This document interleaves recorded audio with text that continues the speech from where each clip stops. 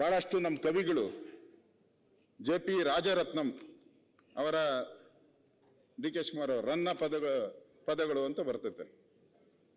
ನರಕ ಕೀಳ್ಸಿ ನಾಲ್ಗೆ ಸೀಳ್ಸಿ, ನರಕ ಕೀಳ್ಸಿ ನಾಲ್ಗೆ ಸೀಳ್ಸಿ, ಬಾಯಿ ಒಲಿಸಿದು ಅನ್ನೋ ಮೂಗ್ನಲ್ಲಾದ್ರೂ ಕನ್ನ ಪದ ಹೇಳ್ತೀನಿ. ನರಕ ಕೀಳಿಸಿದ್ರು ನಾಲ್ಗೆ ಸೀಳಿಸಿದ್ರು ಮೂಗ್ನಲ್ಲಾದ್ರೂ ಕನ್ನಡ ಪದ ಹೇಳ್ತೀನಿ ಅಂತ ಹೇಳೋಣ.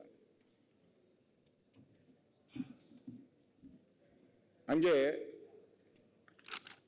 ಇನ್ನು ಸಾಕ್ತವ ಕನ್ನಡ ಸುದ್ದಿಗೆ ಏನಾದ್ರೂ ಬಂದ್ರೆ ಮಾನ ಉಳ್ಸಾಕಿಲ್ಲ ಅಂತ ಹೇಳಿದ್ದಾನೆ ನಮ್ಮ JP ರಾಜರತ್ನಂ ಅವರು. ಕನ್ನಡ ಸುದ್ದಿಗೆ ಏನಾದ್ರೂ ಬಂದ್ರೆ ಮಾನ ಉಳ್ಸಕ್ಕಿಲ್ಲ ಅಂತ ಹೇಳಿದ್ದಾರೆ.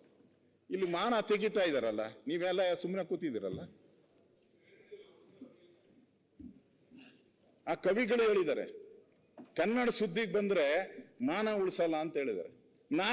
ನಿನ್ ನಾಲ್ಗೆ ಸೀಳಿದ್ರು ನಾನು ಕನ್ನಡನೇ ಹೇಳ್ತೀನಿ ಅಂತೇಳಿ. ಈ ಅಧಿಕಾರಿ ಯಾವನ್ ಮಾಡೋಣ, ಅವ್ನ ನಾಲ್ಗೆ ಸೀಳ್ಬೇಕಲ್ಲ ಅವನ ನಾಲ್ಗೆನ. ಕನ್ನಡ ಸಿದ್ದರಾಮಯ್ಯನವರು ಕನ್ನಡ ಕಾವಲು ಸಮಿತಿ ಅಧ್ಯಕ್ಷರು.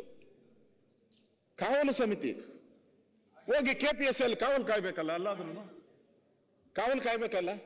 ಇಲ್ಲೇ ನಮ್ಗೆ ಕೆಲವು ಸರಿ ನಾನೇ ನೋಡಿದ್ದೀನಿ, ನಾವೇ ಬಾಯಿ ಮುಚ್ಕೊಂಡು ಸುಮ್ಮನೆ ಆದ್ರಿ. ನಮ್ಗೆಲ್ಲ ಗೊತ್ತಾನಪ್ಪ ಕಾಗುಣಿತ ನಿನ್ಗೆ ಕೇಳಿದಾರಲ್ಲ, ಸಂಧಿ ಗೊತ್ತಾ ಅಂದ್ರು. ನಮ್ಗೆ ಯಾವ ಸಂಧಿ ಗೊತ್ತು?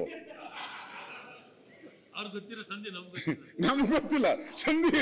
ನಾವ್ ಯಾವ್ದೋ ಸಂಧಿ ಅನ್ಕೊಂಡ್ಬಿಟ್ರಿ. ಇಲ್ಲಿ ಹೇಳ್ಕೊಡೋರು ಕಾವಲು ಸಮಿತಿ ಕಾವಲು ಸಮಿತಿ ಅಧ್ಯಕ್ಷರು.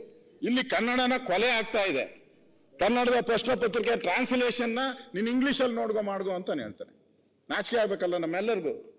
2 ಲಕ್ಷ ಜನ ವಿದ್ಯಾರ್ಥಿಗಳ ಭವಿಷ್ಯ ಇದು.